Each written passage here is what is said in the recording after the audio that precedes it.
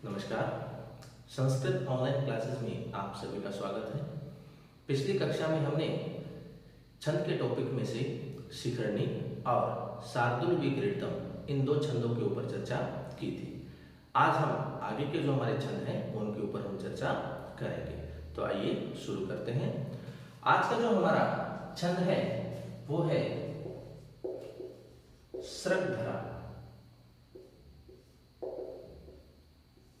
सृगधरा तो सृगधरा छंद है जिसका लक्षण क्या होता है, प्रत्येक चरण में कितने वर्ण होते हैं और किस प्रकार से हम इनमें गणों का निर्माण करेंगे, कौन कौन से गण होते हैं उनके ऊपर हम चर्चा करेंगे।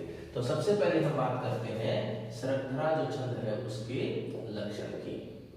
सृगधरा जो छंद है उसका लक्षण है मृदु नेर्यानाम त्रयेण त्रिमुनि यतियुता सृगधरा कीर्तितेयम। सृगधरा जो छंद है उसका लक्षण आता है मृग नेर्यानाम त्रयेण त्रिमुनि यतियुता सृगधरा कीर्तितेयम। अब देखिए बात आती है कि सृगधरा जो छंद है उसमें प्रत्येक चरण में कितने कितने वर्ण होते हैं। तो उसके लिए हम क्या करते हैं कि इन वर्णों को हम काउंट करते हैं। तो देखिए 1 2 3 4 5 6 7 8 9 10 11 12 13 14 15 16 17 18 19 20 और 21। तो इसका मतलब ये हुआ कि सृगधरा जो छंद है उसके प्रत्येक चरण में 21 वर्ण होते हैं। अब बात आती है यति की कि सृगधरा जो छंद है उसमें यति कहाँ होती है।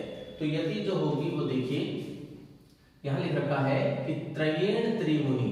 जो त्रिमुनि है अर्थात मुनि जो है उनकी जो संख्या है वो कितनी मानी गई है, 7 मानी गई। मुनियों की संख्या कितनी है, 7। वो कहता है त्रिमुनि, तो त्रिमुनि का मतलब हो गया 3 से वहां पर इनको गुणा करना होगा। तो ये कितने आ जाते हैं, 21 आ जाते हैं। तो यहां से भी हमें पता लग जाता है कि प्रत्येक 7वें अक्षर पर यति की स्थिति होती है। ये जो छंद का जो लक्षण है ये 3 भागों में डिवाइड हो गया है। तो देखिए प्रत्येक 7वें पर तो 1 2 3 4 5 6 7, 7 के बाद कोमा लगा रखी है। 1 2 3 4 5 6 7, पुनः 7 के बाद कोमा है और 1 2 3 4 5 6 7 पद के अंत में भी यति होती ही है। तो इसलिए प्रत्येक 7वें वर्ण पर जो यति होती है वो सृगधरा छंद में होती है।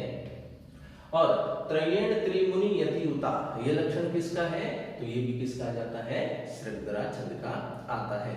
सृगधरा छंद के प्रत्येक चरण में कितने वर्ण होते हैं, 21 वर्ण होते हैं। अब हम बात करें कि सृगधरा छंद में जो गण होंगे वो किस क्रम में होंगे और कौन कौन से होंगे। तो देखिए यहाँ सबसे पहले क्या लिख रखा है, मैं लिख रखा है, तो ये बनेगा हमारा मैं गण। उसके बाद क्या लिख रखा है, रे लिख रखा है, तो ये होगा रे गण। फिर है भय गण, फिर है नय गण और अंत देखिए यनाम त्रयेण। ये जो गण है वो कितनी बार होगा, 3 बार होगा। तो इसका मतलब ये हो गया ये गण और ये गण। अब देखिए हमारे सामने ये जो गण है ये इसी क्रम में यदि हमें मिलते हैं किसी पद्य या किसी श्लोक में तो वहां कौन सा छंद होगा, सृगधरा हमारा छंद उसमें हो जाएगा। तो अब देखिए हम इसको उदाहरण से स्पष्ट करते हैं और देखते हैं कि किस प्रकार से उसमें सृगधरा छंद होता है। तो सृगधरा जो छंद है उसका लक्षण आता है, ये उदाहरण आता है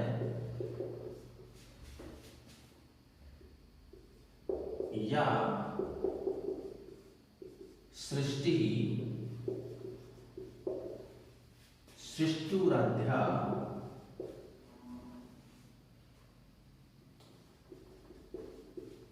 वहति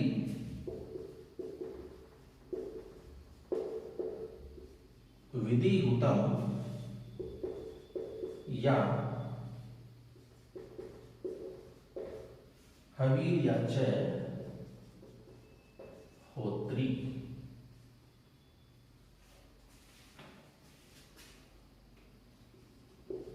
ये द्वे कालम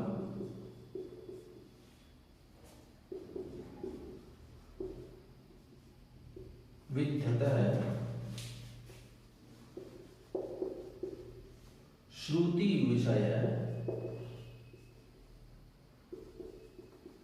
गुणा या स्थितता व्याप्य विश्वम।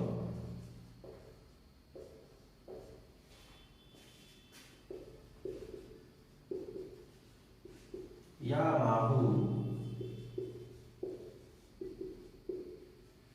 सर्वबीज प्रकृतिरति यया प्राणिनः प्राणवन्तः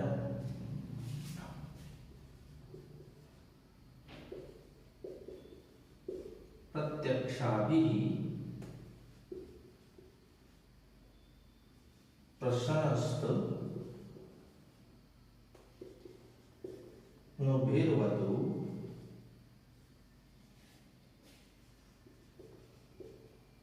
वस्ताभि राष्ट्राभि रीशन। तो इस प्रकार से ये हमारे सामने एक पद्य लिखा हुआ है, श्लोक लिखा हुआ है। हम देखते हैं इसमें सरगरा छंद है कि नहीं है। तो उसके लिए सबसे पहले हम क्या करेंगे, इन वर्णों को काउंट करेंगे। तो देखिए 1 2 3 4 5 6 7 8 9 10 11 12 13 14 15 16 17 18 19 20 और 21। तो 21 वर्ण है, इसका मतलब यहाँ पर सरगरा छंद हो सकता है। लेकिन सटीकता के लिए हम क्या करेंगे, मात्रा लगा करके उनके गण बनाएंगे। देखिए मात्रा लगा लेते हैं पहले चरण के ऊपर। सबसे पहले आ की मात्रा है तो क्या हो जाएगा, गुरु। छोटी री की मात्रा है लेकिन आगे आधा अक्षर इसलिए गुरु। छोटी की मात्रा है लेकिन विसर्ग से युक्त है इसलिए गुरु, आगे आधा अक्षर भी था। फिर यहाँ रे बचता है क्योंकि ये जो श है ये तो यहाँ काम करता है, तो रे बचा। ए की मात्रा लेकिन आगे आधा अक्षर इसलिए क्या हो जाएगा, गुरु। छोटे उ की मात्रा है लघु। आ की मात्रा है और आगे आधा अक्षर भी है इसलिए गुरु। आ की मात्रा बचती है गुरु। ए की मात्रा है लघु। ए की मात्रा है लघु। छोटी की मात्रा है लघु। छोटी की मात्रा है लघु। छोटी की मात्रा है लघु। छोटे उ की मात्रा है लघु। अनुस्वार से युक्त है इसलिए गुरु हो जाएगा। आ की मात्रा है गुरु। ए की मात्रा है लघु। छोटी की मात्रा है आगे आप देखिए आधा अक्षर इसलिए गुरु।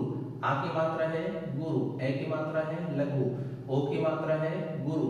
ए ऐ ओ औ सदैव भी गुरु होते हैं। बड़े की मात्रा है और अंतिम भी है इसलिए क्या हो जाएगा, गुरु हो जाएगा। तो देखिए मात्राएं लग गई हैं, अब हम इनके क्या बना लेंगे, गण बना लेंगे।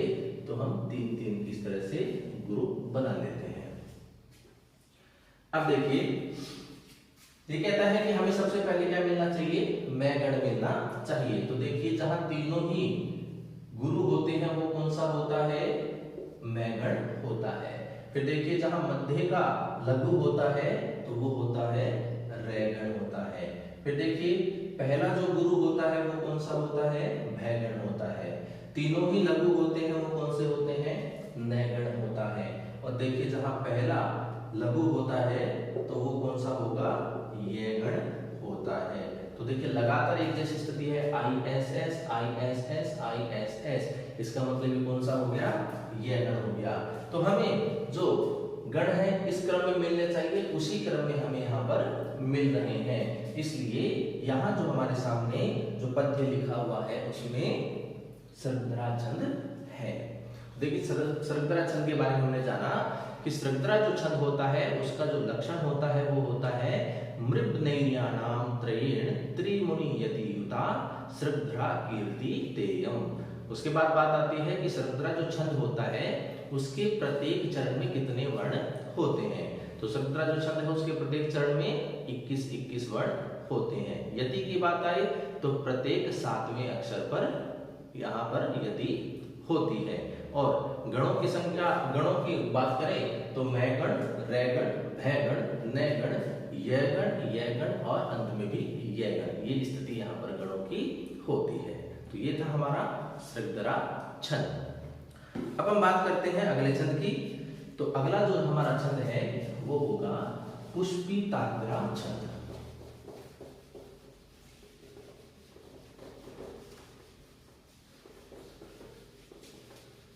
अगला जो हमारा छंद है वो है पुष्पिताग्रा छंद।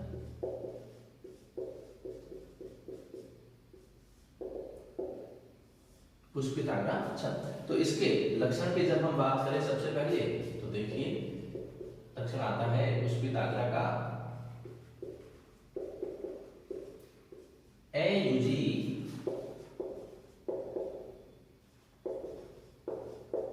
नय युग रेफतो यकारो युजी च नजौ जर्गाश्च पुष्पिताग्रा। अब देखिए पुष्पिताग्रा जो छंद है उसका लक्षण आता है एयुजी नयुग रेफतो यकारो युजी च नजौ जर्गाश्च पुष्पिताग्रा। अब देखिए एयुजी और युजी क्या है? एयुजी का मतलब हम मानते हैं असमान, असमान जो स्थिति होती है या विषम संख्या हम जिसको बोल सकते हैं समझने के लिए। युजी का मतलब हो गया समान स्थिति जो होती है, समान का मतलब हो गया जो सम स्थिति होती है।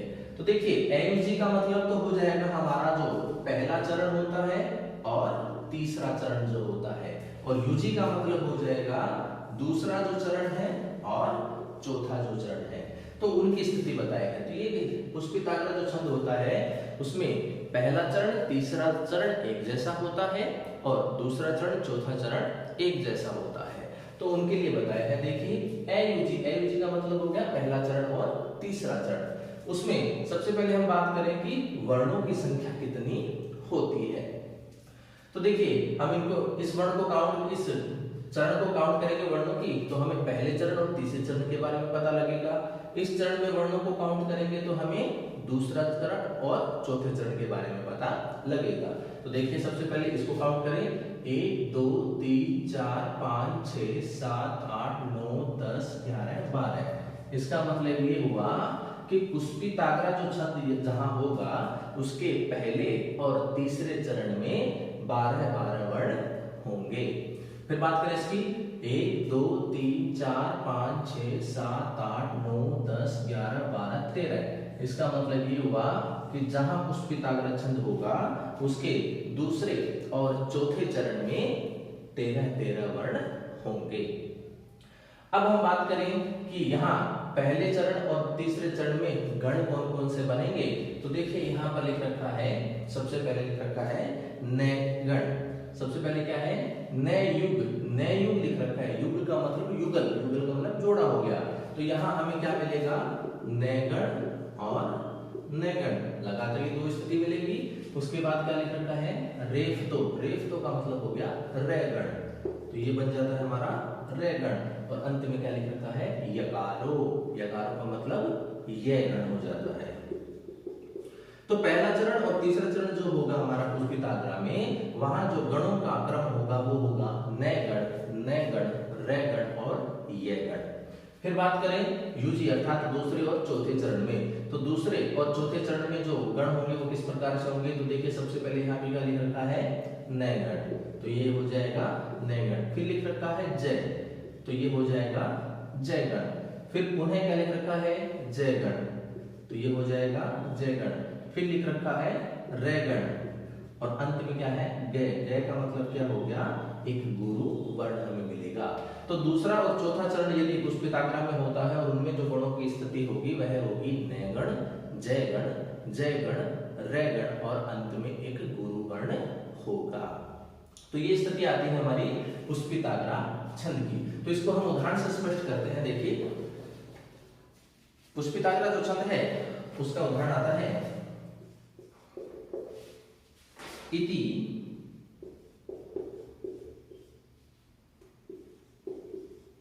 मति रूप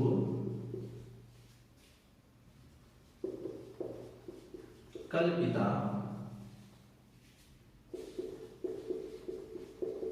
वितृष्णा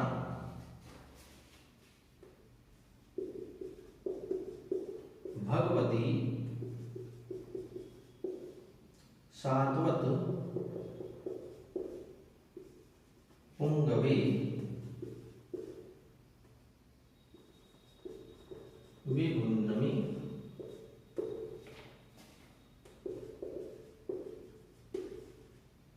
स्वसुखम उपगते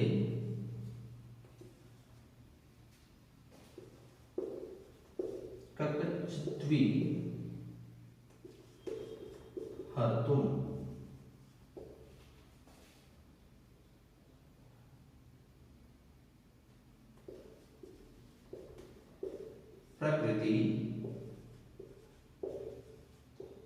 प्रकृति उपेयुषी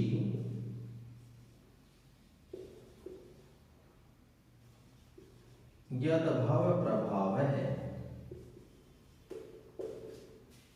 देखिए हमारे सामने एक पद्य लिखा हुआ है, तो इसमें हम जानते हैं कि इसमें पुष्पिताग्र छंद है कि नहीं है। तो उसके लिए हमें क्या करना होगा, यहाँ पर पहले और तीसरे चरण की स्थिति समान होगी और दूसरे और चौथे चरण की स्थिति समान होगी। तो देखिए वर्णों को काउंट कर लेते हैं कि पहले चरण और तीसरे चरण में 12-12 वर्ण है कि नहीं है। तो देखिए 1 2 3 4 5 6 7 8 9 10 11 और 12, इसमें 12 वर्ण है। 1 2 3 4 5 6 7 8 9 10 11 12, इसमें भी क्या है 12 वर्ण है। अब कहता है कि दूसरा और चौथा चरण होगा, उसमें 13 वर्ण होंगे।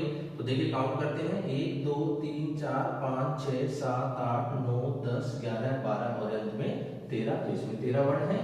और 1 2 3 4 5 6 7 8 9 10 11 12 और 13, तो इसमें भी क्या है 13 वर्ण है।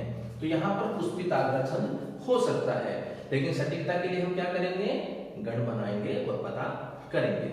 तो देखिए हम इन दो चरणों के ऊपर मात्रा यदि लगा लें तो स्पष्ट हो जाएगा, क्योंकि पहला चरण तीसरे के साथ में होगा और दूसरा चरण चौथे के साथ में होगा। तो इन दो के ऊपर हम मात्रा लगा के देख लेते हैं कि इनके अनुसार गण बन रही है कि नहीं बन रही। देखिए सबसे पहले छोटी की मात्रा है तो यहाँ आई हो जाएगा, छोटी की मात्रा है लघु हो जाएगा, ए की मात्रा है लघु होगा, छोटी की मात्रा है लघु होगा, छोटे ऊ की मात्रा है लघु होगा, तो ए की मात्रा है लघु होगा। अब देखिए के ए की मात्रा लेकिन आगे आधा अक्षर इसलिए गुरु होगा, छोटी की मात्रा है लघु हो जाएगा, आ की मात्रा है गुरु हो जाएगा, छोटी की मात्रा लघु, छोटी री की मात्रा है लेकिन आगे आधा अक्षर इसलिए गुरु, आ की मात्रा और अंतिम भी है इसलिए गुरु। ए की मात्रा है लघु, ए की मात्रा है लघु, ए की मात्रा है लघु, छोटी की मात्रा है लघु, आ की मात्रा और आगे आधा अक्षर भी है इसलिए गुरु, ए की मात्रा है लघु, ए की मात्रा लघु, छोटी ऊ की मात्रा लेकिन आगे आधा अक्षर है इसलिए गुरु, ए की मात्रा है लघु, ए की मात्रा है गुरु, छोटी की मात्रा है लघु, छोटे ऊ की मात्रा लेकिन आगे आधा अक्षर इसलिए गुरु, छोटी की मात्रा लेकिन अंतिम क्या है गुरु है। तो ये स्थिति बन गई। तो मात्रा लग गई है दोनों चरणों के ऊपर। अब हम क्या करेंगे, इनके ग्रुप बना लेंगे। तो इस तरह से ये 3-3 के हमने ग्रुप बना लिए। तो देखिए पहला चरण और जो तीसरा चरण है उनमें देखिए क्या स्थिति आ रही है। तो सबसे पहले चरण में आता है हमारे पास आई आई आई, फिर पुनः आता है आई आई आई, फिर आता है एस आई एस और फिर आती है आई एस एस। तो देखिए जहां तीनों ही गण छोटे हो तो वहां पर क्या होता है, नए गण होता है। उसके बाद पुनः स्थिति यही है तो ये नए गण की स्थिति हो गई। उसके बाद लिखा हुआ है एस आई एस, तो जहां मध्य का लघु होता है वो कौन सा होता है, रैगण होता है, और जहां पहला लघु होता है वो कौन सा होता है, वो ये गण होता है। तो देखिए नयगण नयगण रैगण यगण ये स्थिति हमें मिली और हमें चाहिए भी क्या था, नयगण नयगण रैगण और यगण। इसका मतलब है कि पहला चरण और तीसरे चरण में स्थिति एक जैसी है। बात करते हैं दूसरे चरण की। तो देखिए सबसे पहले हमें क्या मिला है, तीनों ही लघु मिले हैं, फिर आई एस आई है, फिर आई एस आई है, फिर एस आई एस है और अंत में देखिए गुरु वर्ण बचा हुआ है। तो तीनों की लघु होती है वो कौन सा होता है, नैगण होता है। बीच का या मध्य का जो गुरु होता है वो कौन सा हो जाएगा हमारा, जयगण हो जाएगा। फिर देखिए वापस यही स्थिति है तो ये भी हमारा जयगण हो गया। उसके बाद क्या है, मध्य का जब लघु होता है तो कौन सा होता है, रैगण होता है। और अंत में हमारे पास क्या बचा हुआ है, एक गुरुवर्ण बचा हुआ है। तो हमें किस रूप में मिलने चाहिए थे गण, नैगण, जयगण, जयगण, रैगण और अंत में एक गुरुवर्ण। और हमें मिले भी इसी स्थिति में है, नैगण, जयगण, जयगण, रैगण और अंत में एक गुरुवर्ण। इसका मतलब है कि हमारे सामने जो पद्य लिखा हुआ है उसमें पुष्पिताग्रा छंद है। तो पुष्पिताग्रा जो छंद होता है वह विषम जो समृद्ध छंद है वह माना गया है। लौकिक छंद जो है इसमें तो अयुजी का मतलब होता है पहला और तीसरा चरण, युजी का मतलब होता है दूसरा और चौथा चरण। पहले और तीसरे चरण में वर्णों की संख्या 12 होती है और दूसरे और चौथे चरणों में वर्णों की संख्या 13 होती है। तो इस प्रकार से ये हमारा था पुष्पिताग्रा छंद। तो आज हमने दो छंदों के ऊपर चर्चा की, सृग्धरा छंद और पुष्पिताग्रा छंद। आगे के जो छंद होंगे वो हम अगली कक्षाओं में करेंगे। आज के लिए इतना ही, धन्यवाद।